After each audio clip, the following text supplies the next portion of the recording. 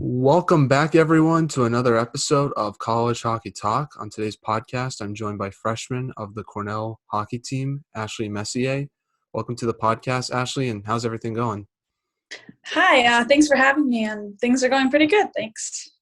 That's good to hear, and obviously there's been a lot going on in the past year due to the coronavirus, but, besides training, what have you been up to since graduating high school? Well, I got sent home in about March, just as I'm sure everyone did, and I came from New York and came back here to Wilcox, Saskatchewan, and I was at home for about 6 months, I'd say, before I went to Cornell in August. But while I was here, I really spent a lot of time with my brother, who's also been kind of everywhere for hockey our high school lives. So that was really cool. We hadn't gotten to ever do that really before, or it's been a really long time. So I spent a lot of time with him, and we would skate together and stuff. Other than training, I mean, not that there was a whole lot to do, but I'd say just a lot of family time, which was really awesome. Yeah, that's good to hear, and it's crazy to think about that. It's been a year since coronavirus started. I'll never forget the day in March where I got the phone call saying that school was going to be canceled for 2 weeks, and then it turned out to be more than 2 weeks, and I missed out on a ton of senior activities. I know you probably experienced the same thing. Yeah, I did. As you said, was not expecting to be gone for the rest of like the year. I was planning on coming back and going to nationals with my team. Yeah, so I left all my stuff in my dorm room in Rochester and didn't come back to pick it up until I moved into my new dorm room at Cornell. So yeah, I obviously was not expecting that. Yeah, and obviously the Ivy League announced that the season was canceled a few months ago. Where were you when you found out that news, and what was your reaction to that? I was on campus. I was in my townhouse with one of my teammates, and we were obviously pretty upset, but all things considered, we understand and can see why the Ivy League did that. And we're just excited to start up again. We still got some good skating and training in while we were there, which was really nice. So, and I'm glad that they told us when they did, giving us enough time to kind of figure out what we were going to do with our next semester or how the rest of the year is going to play out. So obviously upsetting, but at the end of the day, I totally understand, and it is what it is. Yeah, and how are you going about preparing for next season, knowing you have like almost a year and a half to prepare for it now? Well, it's tough knowing that I've gone this long without being in an actual game, and that's hard to wrap my head around. Mentally, I need to make sure that that doesn't affect me, but I'm very fortunate where I'm from that I have a rink in like down the street. The town is the boarding school of Athol Murray College of Notre Dame, and there's the gym, the shooting center, the weight room, and the ice is open basically. There's teams playing, but the coaches can get me and some of the other players who have graduated or are in the area to get on the ice and to skate and to get in the gym and to get in the shooting center. And I'm extremely fortunate and grateful for this, because I think I'm in a better position than a lot of people who might not have these resources to kind of use during this really uncertain time. But yeah, so I've been doing that, a lot of just trying to do everything in my power or whatever I can control to be ready when I finally get to play again. Yeah, and how are you going to try to get rid of that rust when you first start playing? Is there any like strategy to that, or you kind of just have to go out there and see what happens? You know what? Yeah, I think that's exactly it. Just getting out there, and it's like it's just another game. I've got to tell myself, like, I've been doing this basically my entire life. I know how to do it. I haven't forgotten. I've had a big break, but I'm still on the ice. I'm still keeping active and working on the skills I need to, and I just have to trust that I've done everything I can to kind of be ready when I come back. Yeah, and what does your training look like, and what challenges have you faced doing that training? Because I know a lot of gyms have been closed, and ice time has been very limited during this time period. Well, like I said, like the gym and the ice is like open to it's a private school, so it's not like a bunch of people can come in and get out here. But I'm fortunate that my brother went to school here, my parents are alumni, my mom works here. Like, I can get on the ice, and it's been great. Like, every morning from 10 to 11:30 I'm on the ice, and then directly after at noon. The gym's open for me if I want to work out, which usually Monday through Friday, that's what it looks like. So I can get on the ice in the morning for an hour and a half, then I'm in the gym for another hour after that. And if I want to go in the skills center to kind of play around with the puck or shoot some pucks or whatever I want to do, I can work out a time to do that as well. It's super flexible and just, yeah, it's a really great setup. Now, what are you working on ice? Have you been working on your skating, shooting? Like what's been your main focus for your training so far? Well, yeah, I'm pretty much kind of whatever I can, but I've been putting a lot of effort into just making sure that my stride and my skating and stays where it needs to be, because I know that that kind of translates into a game, and if you're not constantly like pushing yourself at your hardest and your fastest, you can kind of go take a few steps back, almost lose a little bit of that. So that's something I try to really stay cognizant of, is that I've got to keep on my skating, but also just puck work and getting good shots off. I'm always trying to make my shot better. Obviously, that's something that I've always tried to kind of work on in my game. If it's my weakness of if anything is, that would probably be it. But yeah, that's mostly what I've been up to. Yeah, what is something you think you need to improve on the most to your game, and how have you tried to improve your area of that game so far? Yeah, so I think one thing that I really need to remind myself, I get kind of like, as everyone does, I guess, but I get really excited, and sometimes I make like plays that are a little sporadic, like maybe just need to settle down, and when tensions are high, I can get really, which I think is a good thing, that I get really excited and into it, but I also need to find a way to calm myself down. But also just kind of working on my shot and puck work, things like that. But yeah. Now, have you been watching any college hockey this year? And if you have, what's your thoughts on the season so far? I've watched a little bit. I haven't seen a ton of it. Honestly, it kind of makes me sad watching other teams playing right now. But what I have seen, I think it's great. I think it's awesome that teams are finding a way to make this work. And I'm glad that, like, I'm a little jealous, honestly, but I'm glad that they are. And I also know that it's not probably all that consistent with COVID. I know that a lot of games have been shut down or like last minute cancels. So yeah, I've seen a little, but not too much. But I do think it's really great, and I think it's really good that keeping up a good pace right now, considering everything. Yeah, have you tried to watch for particular things when you watch any college hockey games and try to add it to your game, especially since you will be in college hockey next year?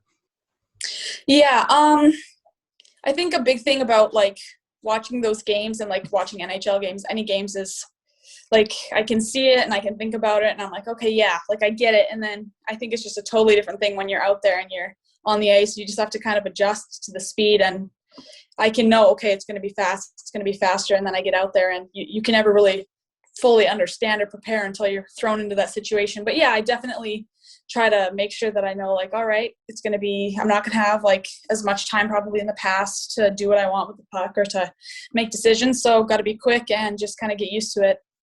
Now, what's the biggest adjustment you think you're going to have to make to your game when you start off in college? Because I was talking to one of your teammates, Elena Zingas, and she was telling me how you guys were practicing like together as a team to start off the season. So did you learn anything in those practices and watching those college hockey games of something that you might need to adjust when you start playing next year?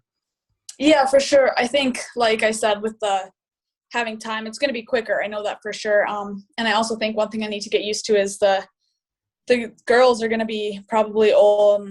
Well, a lot of them are going to be older than me and bigger than me. I'm not a huge player, so getting used to my body positioning and knowing how to be more physical in my game is probably going to be a big one. Yeah, and thinking about next year, what are some of your goals and expectations for next season? And do you get an extra year of eligibility? Because I saw that somewhere. Mm-hmm, yeah. Expectations and goals for next season. I really just want to come in and, like, right now is what I'm doing to try and make sure that I achieve these goals, just to be ready and to just take it game by game, practice by practice, just kind of improve and settle into the play and just be comfortable, and then know how to push myself so I can be a big player for a team or just be as good as I can. And yeah, with the eligibility, the NCAA did give everybody an extra year of eligibility, but the Ivy League works a little differently. So I do have eligibility, but not another year at Cornell. So I took a leave of absence this semester, and I'm going to try and work through to get that extra year of eligibility, and this one hopefully won't count. It's kind of difficult right now, but I do and I don't. Through NCAA, yes, on paper I can play another year. I don't know if it'll be able to be at an Ivy League school or not, but yeah, I'm planning to do my next 4 years at Cornell. That's what it's looking like for me. Well, that's good to hear. And obviously next year you're going to have a very new team because you're going to have your freshman class and then you're going to have next year's freshman class. So how do you try to make up for that lack of experience you have on your team? Yeah, that's something we've actually talked about a lot is because we really heavily relied on our upperclassmen and our sophomores, juniors to help us out, like know where everything is on campus, how to get used to the pace, what the rules, how things roll, just, general things that you kind of get used to on a team or in a new place. And we're thinking like we're not going to really know what to tell our freshmen, I guess. But I think that my class is going to do a really good job of doing whatever we can to help, because we have a really close team and great upperclassmen that I think will definitely be more than good enough to make up for what we've lost in experience. So yeah, it can be something to think about, but I'm not honestly that worried. I think we're going to do a really good job of bringing everyone up to pace and speed, and yeah. Now, have you talked to any of next year's freshmen, or do you know any of them, or you haven't met any of them at all? I'm just curious because I know it's different for each team. Yeah, I haven't had a lot of contact with the freshmen. I know of a few of them, most of them, like a couple girls in my class know some of them, but honestly, firsthand, I don't know many very well or any, but I'm really looking forward to meeting them, so. Yeah, and talk about your freshman class and how have you guys tried to get to know each other during this strange time period? Yeah, so that was actually really difficult because there's obviously so many rules and like regulations and how many people can be together, all this at school and on campus. So it was really hard to have everyone. We couldn't even really have the whole team together. But with our class, it honestly kind of helps a little bit almost. Like we spent a lot of time together, most of our days together. And whenever we couldn't be together as a team, we kind of leaned on each other in our class to figure things out and to work together. So we are a very close group, and we're from all over different places. We've got like Western Canada, the East Coast, and then some Minnesota, some Buffalo, New York. Like it's a diverse area. So we didn't really know each other all that well going in, but it didn't take long for us to warm up to each other, and we're really close now. So that's something I'm really proud of. Yeah, that's good. And how's academics looking like in college? I know it's been kind of mostly online. Has that been an adjustment for yourself? Yeah, I've never really had to do online classes other than when this pandemic struck, but I'm definitely not a huge fan of online. I like to be kind of physically there in person, but Cornell did a really good job of kind of making it as smooth of a transition as they could for everybody. So it was difficult, as all Ivy League schools are. The classes were challenging, but in the end, it was still a phenomenal education. Like I still was given all the opportunity to learn what I needed to and to kind of get used to the academic side of things. Yeah, I'm curious how the online classes translated because for myself, doing college as well, it's just a little bit different because that face-to-face interaction, I think you get more out of a class than you do online. And especially with Cornell, you guys are getting the top professors of like every subject. So how do you try to get the most out of a class, even though it's not in person? Well, one thing was they did have like office hours, and I know it's not quite the same, but you could go one-on-one with professors, which was something I really took advantage of to kind of get to know them and kind of get my face out there, because it must be impossible for them knowing that there's 300 people in some lectures on Zoom. There's no way you can even, like in person, it's tough. Online, like trying to see everyone, especially when people have their cameras turned off and whatever. So I took advantage of any office hours I was given, definitely. That was a huge help. And other than that, like it was kind of difficult, but using your teammates is going to be huge for me. And I know it is for most people, but these girls, like a lot of them have been, through it, and a lot that are in my same college or same major, like they're extremely helpful. So that's really how I got through it, was mostly teammates, but also taking advantage of whenever I could get FaceTime with professors. Yeah, definitely. And besides classes, how have you enjoyed the campus of Cornell and just the town of Ithaca? I am in love with all of it. Cornell's campus, I knew that the second I stepped on it for the first time when I visited when I was 14 years old, that this is where I wanted to go to school. It's phenomenal. It's just an amazing area. The Ithaca, the gorges, the waterfalls, like it's breathtaking, and it's a great place to be. Like there's endless things to do. Even with COVID, there was hikes, there was things that our teammates could go do together. You can go swimming in these gorges and these lakes, and it's amazing. I love both of them. Now, I want to transition from Cornell to talking about the beginning of your hockey career. You're from Canada. What's it like growing up in Canada, and how did you start playing hockey? Yeah, I was born in Canmore, Alberta, which is about 10 minutes from Banff, and I know a lot of people know Banff as a great vacation place, and so that was a really cool experience for me growing up in the mountains. And I lived there till I was about 10, and then moved here to Wilcox, Saskatchewan, where my brother went to school at the Athol Mary College of Notre Dame. My mom worked here, my dad worked here. And how I got into hockey was, it's just kind of, it's in the family. My dad played, and my uncle, my cousin, we all, like all my cousins, my brother, it's just kind of a natural thing. Like I can't even remember there being a decision like, oh, I want to play hockey. I just was putting some skates one day and went from there. But that's how I kind of got into it. My dad coached me basically all the way up until midget. And then, yeah, so that's me. Yeah, and Banff National Park is amazing. I've never been there before, but I've seen like the videos and pictures, and I hope to go one day. Have you had the chance? I'm assuming you had the chance to visit the national park. What's it like in person? Yeah, I basically like lived in a national park. It is as amazing as it looks and sounds. It's definitely someplace I think all people, if you're interested, you should definitely go see it. It's also just wonderful. Like in the winters, the skiing, in the summers, the hiking, the everything, the trails. It's just another place with endless things to do, which is probably why I was so drawn to Ithaca. But yeah, it's amazing. It's a wonderful place. Yeah, and obviously there's a lot of tourists that visit there every year. How do you deal with the tourist being a local from that Banff? Um, well, I didn't really notice it much when I was younger. I just never thought anything of it. But now going back, sometimes it can be a little like not a little much, but it's just you get used to it, I guess. Like you know that people want to come see this place. It's pretty awesome, so you get it. But yeah, it's not too bad. It's I get it. So I think because I lived on the Cape for a little bit, and Cape Cod's a big tourist attraction as well. And the biggest thing that you had to deal with was all the bad drivers that had no clue what to do when you're driving in like a different area. So that frustrated me the most. I'm assuming you had to deal with that as well. yeah, well, I mean, I guess with anywhere like that, people get lost, don't know where they're going. So yeah, I can relate. Now, who was your favorite player growing up, and what part of their game did you admire the most?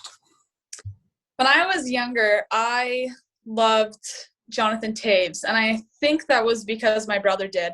But when I was a little older and just realized like who I loved watching the most, it's always been Ovechkin. And I know that's kind of strange. I'm a defenseman, and I do not emulate how he plays or anything, but he's just a force, and his shot and his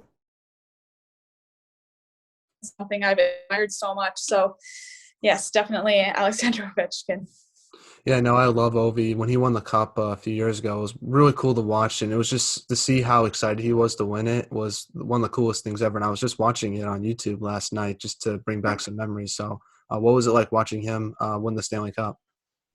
It was just exciting. I was just so happy, like knowing this guy has been through how like where he started to where he finished. Like he has changed. Like he's obviously always been such an amazing player, but he just turned into this team player, like, and kind of figured out like what he needed to do for his team to win that cup. And it was just exciting. I was just happy about it, knowing that I just couldn't help think like he deserves it. Like he's just someone that loves this game and works this hard, like that much. Just, I think he really earned that. So I was excited. Now, you grew up in a hockey family. You're related to Mark Messier, the Hockey Hall of Famer. Your dad played college hockey with Michigan State. What was it like growing up with those influences, and how did that help your hockey development growing up? Yeah, honestly, that was everything. My dad and his brothers and my grandpa ran a hockey school in Banff for forever, for a very long time, and that's where I spent my summers for as long as I could remember until a couple of years ago. But and that was probably one of the biggest things to my development. You're on the ice like 3 times a day for the summer camp. It would go into September sometimes. It'd be like 6-8 weeks long, and being that young, getting that much exposure was definitely huge. But just having that much passion for the game around you is really infectious. Like, it kind of grows on you whether you like it or not. So, and obviously I did like it, but yeah, it was everything. Like having my dad, my brother, and his family just loving it that much. I just couldn't help but love it. Now, does your dad ever reminisce about his college hockey days to you at all? Somewhat. He doesn't talk about it a ton, but I know he was roommates with Rod Brindamore at Michigan State, and I know that they're still pretty good friends. He works for Carolina right now, so that comes up now and then, but not too much. I know he loved it. Obviously, that was his dream. His life was like to play college hockey and then to the NHL. That was what he wanted. So he talks about more some of the games, some of the moments more than anything. But yeah, not too much. No, Rob Brendamore, he is in great shape for how old he is. Like they were doing a thing like for the NHL playoffs, and like they were doing like frisbee outside, and he was shirts off. He looked great. Like it was awesome to see. So that's incredible that he actually knows him in real life. Yeah, he said he's always been like that. He'd wake up in his dorm room and Rod would already be doing push-ups at 6 in the morning. So, yeah. Now, you played for the Saskatoon Stars before Cornell. How did you get the opportunity to play with that team? Well, I went to the camp kind of on a whim, just for ice time. I was planning on playing somewhere else actually, and then the coaches kind of called me and were like, "How serious are you about moving, like building in Saskatoon?" Because it's only grade 9 at that time, and was mortified of moving away from home. But they called me and I thought about it, and I talked to my parents and my dad, and it really is, and it was a great program, and the coaches were phenomenal, and the players that came out of there, I was just like, I think that this is something that I shouldn't pass up. So that's kind of how I went about it. And then eventually I ended up billeting with my coach and his family for 3 years. And Willow Slobosian was actually, I played with her before, and she's just graduating this year from Cornell. So yeah, it was a really unique situation, but I am so grateful that I played for that team. Yeah, what was your favorite memory with Saskatoon? My favorite memory, I would say Esso Cup 2018, I think it was, in Nova Scotia. We ended up losing, so that wasn't a great memory. But other than that, the whole experience and seeing Nova Scotia and Lunenburg and where we were and the hosts and the people, that was probably my favorite of all time. It was just it was an awesome experience. Like everything about it, they had put so much thought and effort to. But yeah, that was great. Also, my other Esso Cup in Sudbury was pretty cool too. Those Hockey Canada does a really good job of putting those on and makes it feel really professional. And yeah, so those are definitely highlights of that career. Now, doing research on yourself, you have a lot of accomplishments. It's awesome to see. How do you deal with all the pressure of having those accomplishments under your belt? And just talk about doing with all the outside noise, trying to keep improving yourself every day. Well, you know what? When it comes to things like that, when you're playing and when you kind of get on the ice and you're kind of in that situation, you're in the game, I'm going to be honest, that's not something that has ever crossed my mind. It's just all I can think of, all that I care about is just honestly winning. Like I just want to win, and I want my teammates to win, and I just want us to do well. That's what it comes down to. And I think my passion, like I am really passionate about hockey. I always have been, and that kind of takes over, and it doesn't really come into play, honestly, at all. After, it's kind of nice to think about it if it comes up, and yeah, maybe you think too much about it, but a big thing is when you have the downtime to overthink that stuff is to just be like, no, that's the furthest thing from why, or like why I do this or what I want. So Now, this past year, you played for Team Canada in the 2020 U18 World Championships.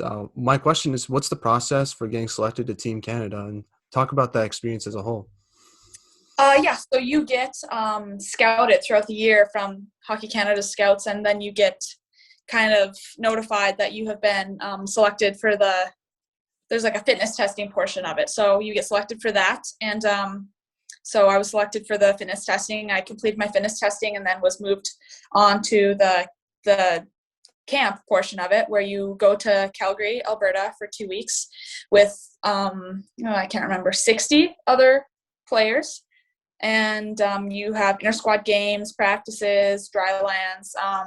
And then at the end of those 2 weeks, they select a team to go play either in the series, the select series, which is either in Lake Placid or in Calgary. It kind of changes year to year. And from there, you play your series, and then that's kind of it for a bit. You go home, you play through, you go back to your teams.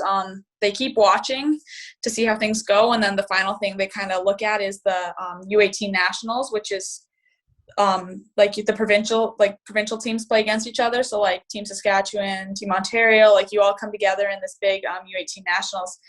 And then from there, they make a team that goes to Worlds, and they notify you, and that's how it goes. What was your reaction when you got notified that you made the team? That's probably amazing to think about even today.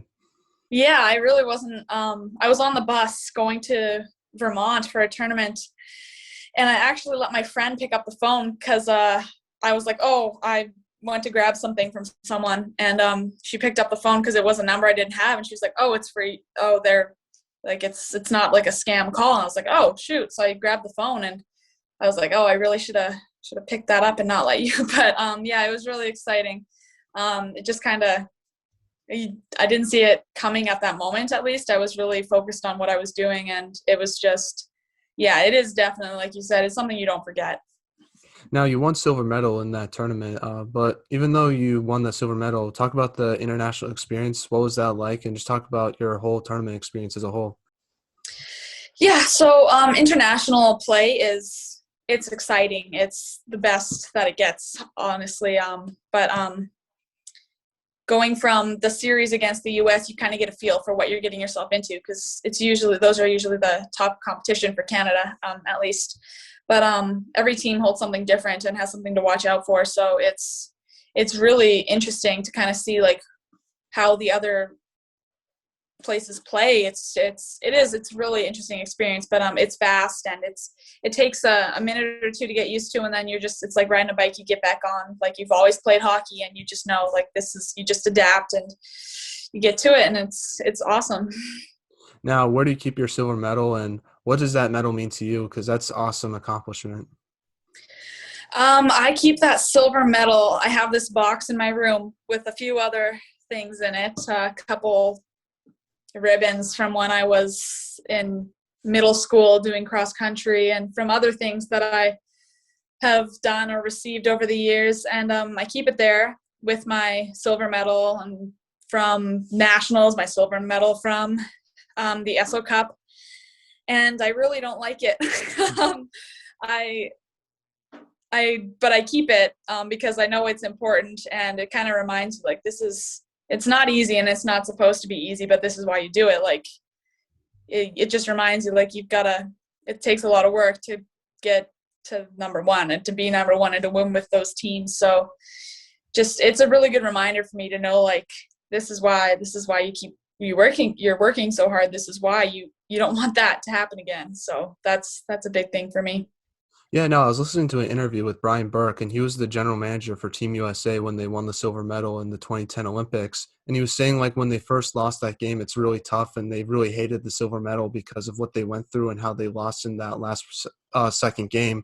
But he said over time, he starts to appreciate the silver medal because of all the stuff they went through, and just how they, like, no one thought the U.S. would make it to that gold medal game. So he actually Mhm. likes the silver medal now. Over time, do you think you're going to learn to appreciate that silver medal just because of all the hard work you put in to make that team? Yeah, I definitely will appreciate it, and I do appreciate it. Knowing like it's like I said, it's not easy and it's not supposed to be. It's not an expectation. I always try to expect to win because I think that that's like where your mindset is. Like if you don't expect to win, you're probably not going to. So I always expect to win, which probably makes it that much harder when I don't. But yeah, I definitely will learn to appreciate it a little more. But I can't say I'll ever like it. Now, what's it like representing your country on the national stage? And just talk about the pride you have of wearing that Canadian jersey in that type of situation. Yeah, it's incredibly special. It's also like another reminder of like this is the goal. This is what I want to achieve someday is to be on that Olympic team and to be on these national teams. So it's surreal. You think about everything that you've put into this sport and to where you've started and to all the people that have supported you through it. And it's a feeling of you just have so much passion and pride for the game. And then just you're so grateful and so thankful for all the people and everyone who has helped you kind of achieve what you have, all your coaches, teammates, parents, friends. It's a great feeling. And, it takes so many people to help someone get there. So, yeah. Now, what's it like playing hockey in Slovakia? And was there any culture shock you faced going there for the first time? Yeah, playing there was strange. The rink was a little different than I expected. It was pretty dark, and the sides of the rink there was like this tarp up, which I had never really understood. But not too much culture shock. It was definitely quite different. The city, the like Bratislava was quite. I don't know how to put it. Like the buildings were, you could tell it was old, and most places like all the buildings kind of looked the same. Like it was almost bland. It was definitely a really, like you said, kind of shocking experience. Like I was like, whoa, like this is nothing like where I'm from Wilcox, Saskatchewan. There's like miles and miles of fields everywhere. Like I'm from middle of nowhere, and there's a lot of people and in a smaller space, which was something I'm not used to. But other than that, it was nothing too drastic. Now, you also played for Selects Academy before Cornell this past year. What was it like playing for Selects Academy, and just talk about your experience there as well? Yeah, so Selects is an incredible program. It's like top of the top. You are pushed to your limits, definitely. And actually, three of my teammates were on the U.S. team, and getting to train with them every day and be on their team and to just push yourself against other top players that are, in the end, your competition is something that not everyone gets to kind of have while they're working towards this, I guess. So I'm very fortunate that like you'd be on the ice or in the gym or like practicing for your fitness tests and you're just trying to beat them. You're like you're doing whatever you can, like like they're working this hard. You get to see that like day in, day out. You get to see what they're putting into it and know like what it takes, what you need to do to get there and to try and be as good as you can for your team when the time comes that you play each other. So I'm very glad that I spent my year at Selects. How did those experiences you have with both Team Canada and Selects Academy help prepare you for college hockey? Well, for one, Selects does a really great job of preparing you for the fitness testing portion, at least, for sure. Our testing was very rigorous and emulated it was basically a simulation of what every single, like the hardest fitness testing in college hockey would probably be, and we did a lot of that. So it wasn't going to be a big eye opener when you get to college and can't pass your fitness tests to get on the ice and play. So that was never an issue, and I've always been pretty prepared for those. And then just playing at such a high pace with such intense and driven players it's everything you want when you're trying to improve as a hockey player and get ready for the next level. Now, what was your recruitment process like, and why did you choose to go to Cornell? Because I know it's different going to an Ivy League school versus other schools because there's no letter of intention. So what was your recruiting process like? Well, for me, like always growing up, academics has been huge with my parents. Like they've always kind of tried to put that first as much as they could. And I've always taken pride in that and tried to do as well as I can. And I knew that the opportunities that come out of going to an Ivy League school are immense. So I did what I could to give myself that opportunity. And when Cornell was interested, I was immediately excited. Like, I knew that they had a great program and had many Canadian national team athletes come out of there, and that the academic side of things is unmatched. So it was immediately my number one choice. And yeah. Yeah, how does it feel like players like Jamie Bourbonnais, Kristen O'Neill, who have obviously had a lot of success with the Canadian national team? They also went to Cornell. Does it help knowing that they've had a lot of success at Cornell? And do you think you can model from their games and their experiences to your experience and try to help your development as well? Yeah. So I obviously aspire to be like players like them, and have watched in the past years, knowing that I was going to school there, watching them play. It's definitely something I strive for. And I like to say, or like to think, that it would help. I know that there's so much more that goes into it. I need to put in that work, but having the coaching staff that I do, and the players that I have to compete with in practice and to push me and then to play with in games, is definitely giving me all the tools I need to try and get where those players are today. So I'm grateful for that. Now, what's it like to practice under Coach Duran? Have you learned anything under him so far this year? Yeah, he's a phenomenal coach and a really great guy. So he's intense about things, and I am too. And having him push me and push all the teammates and have certain expectations is really important to me. And a big reason why I chose Cornell was the coaching staff. They're amazing. And so that is something that I know in the short time I had this fall, and then going in for the next 4 years, is going to be extremely important for me, and it's going to be a great resource. As those coaches, they push you hard, and like I said, having the expectations they do is probably the biggest thing. Now, 3-on-3 overtime has been introduced to college hockey this year. What's that going to be like for yourself, having more space on the ice to create plays and have more opportunities to score goals as well?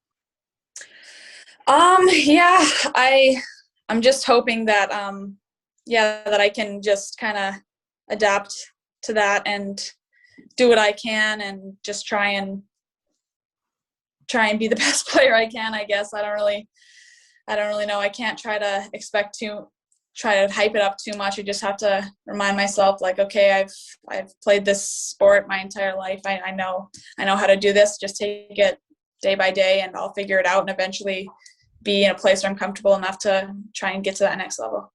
Have you been working on those situations in practice? Because talking to other players, they said defensively, that's the most important part about the 3-on-3 overtime. Because if you make one little defensive mistake, it can cause an odd man rush and more goal opportunities for the other team. I don't know if Mhm. that's something you've noticed practicing it.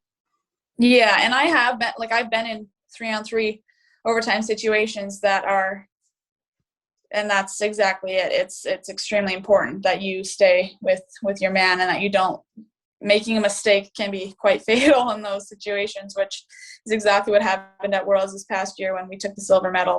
It was a 3-on-3 overtime that didn't go our way. And so knowing how to play your spot and to know your role and your responsibility is huge. It's like with 5-on-5, of course, you have a responsibility as well, but it might not be quite as, like I said, fatal if you don't quite you can kind of correct maybe, but 3-on-3, it can be tough when you string 3 on, like it can be hard. So yeah, you're right. Defensively, it's something to really focus on, make sure you're not messing up on. Now, for all the Cornell fans listening to this podcast that have never seen you play, describe your game to them, and what are you like as a player, and what do you hope to bring to the program? Yeah, I would say I'm quick. I'm very quick. I can move on my edges really well, and I know what I want to do, and I feel like I make pretty good decisions and pretty smart plays and efficient plays. I move the puck fast, I move it hard, and I usually don't take too long to make those decisions. So I would say I'm a playmaker, if anything, if you were to call it something. But yeah, that's how I play.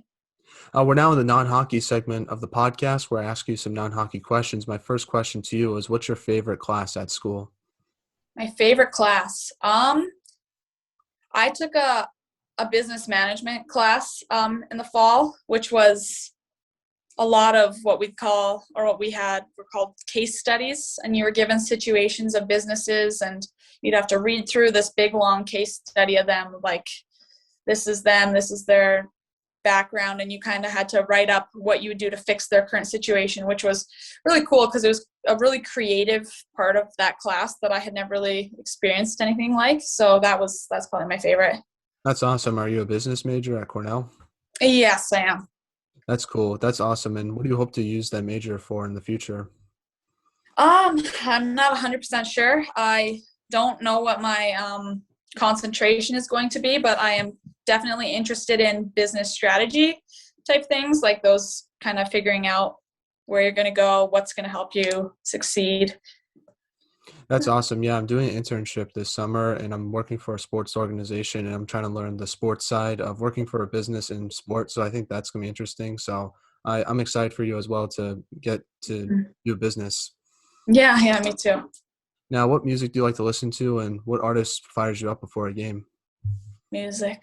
I have an iPod Shuffle that my dad gave me when I was like 9 years old, and it has a bunch of old songs that he would listen to in college and when he played pro hockey, and it has a lot of AC/DC, mostly AC/DC, Kiss, things like that. And I don't know, I just listening to those songs, you're just thinking like, yeah, my dad listened to these, and it just, the thought of it just kind of gets me excited. So I tend to listen to that, and it's not a specific group, it's just whatever the random playlist on that iPod Shuffle is what my go-to since I can remember. How old's that iPod Shuffle? Is it like 12 years old? Is it like the little like square one that you just put in like your pocket or something? Yeah, it's, I couldn't tell you. However, it was new when he got it, so however old that is. Now, if you could have lunch with anyone in the world, who would it be and why? Oh, I've got to think about that for a second. Um, Anyone in the world. I've always thought that at least I know this isn't quite the same, but I thought Rocky Balboa was so cool when I was younger growing up, just watching those movies. So I think that would be really cool. I know he's not a real guy, but if I could have lunch with him, or I guess Muhammad Ali, he was a Yeah, real guy. yeah, That that'd would be be it. cool. No, Yeah. just to hear his like mentality on like how he like was very successful at his sport. Like I would love to have a dinner with like Michael Jordan or like Kobe Bryant, just because they were so intense, competitive, and they were so successful at their sport. And I think if you have that mentality, you can be successful at anything you choose. Yeah, I totally agree. And those are the group of people that I definitely aspire and look up to the most. Like Michael Jordan, absolutely. And then just that whole mentality, I couldn't agree more. It's everything if you want to be good at anything. Now let's talk a little bit about your teammates. Which teammate is the funniest? The funniest. Um, let me think about that. I would say another freshman of mine, I guess, Lily Delianides is quite the character. She cracks us up very often, so I'd say her. Now, who has the best style on the team besides yourself? Like on the ice style or off the ice style? Let's do both. Okay, both. Whew, that's a tough one.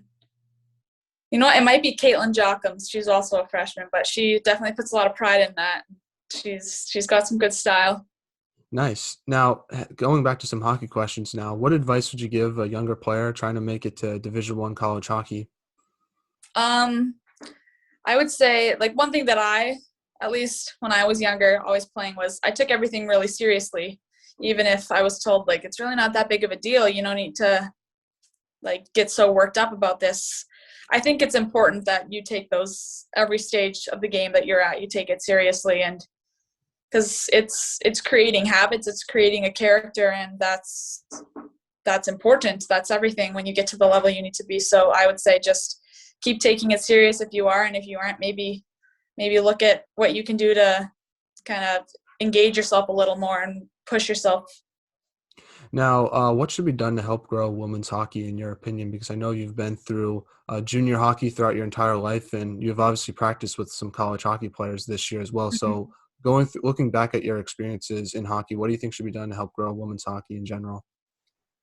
Well, I think right now, like the PWPHA has kind of teamed up with a few organizations, Toronto Maple Leafs, and kind of having some of those NHL players kind of show their support is huge, I think, because it's hard for a lot of people, quite frankly, to kind of take it seriously. There's a lot of people out there that think it's a joke, and that's extremely frustrating. But to just have those few people that do care and that show they care is huge. And I know it's tough because it doesn't make as much money as the NHL, but you got to start somewhere. And having those people to kind of speak up and be like, you know what, yeah, like we support this, we like this, we hope for the best for this sport, and we think that it should go somewhere is probably as much as anyone can do.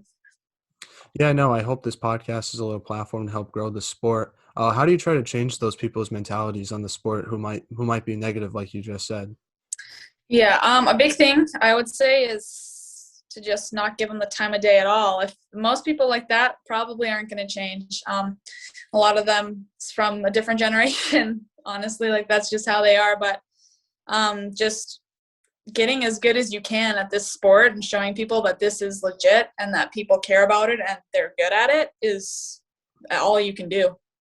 Now, how has the mentality changed from when you were a kid versus now on women's hockey? Well, growing up, I really didn't know that it wasn't like I knew of the NHL and I never really processed like you're not watching women's hockey on TV.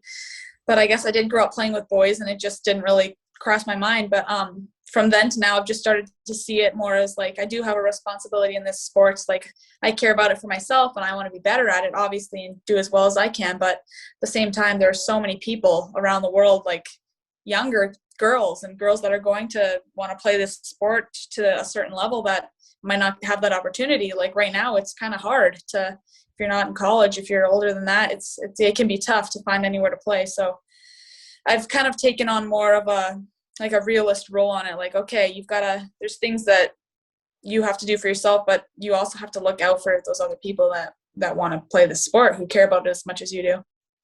Yeah, no. Now, before we let you go, is there any shout outs you like to give to your teammates, family members, friends, anyone in particular? You know what? I guess just any and all of them. If they're listening, they know who they are and they know what they've done to let me succeed and be where I am. And I just want them to know that that's been everything. And I'm extremely grateful. And I don't know how I could ever repay them, but I'm thankful for them. Thank you so much for coming on, Ashley. I really appreciate it so much. Take care. Have a wonderful rest of your day. And if you're a Cornell fan, you should be really excited to have Ashley on the podcast. She's has a great mentality. She works hard, and she's going to be a great player for Cornell in the next 4 years. So I'm excited to watch you play when that time comes. All right. Thank you so much. No problem. Bye.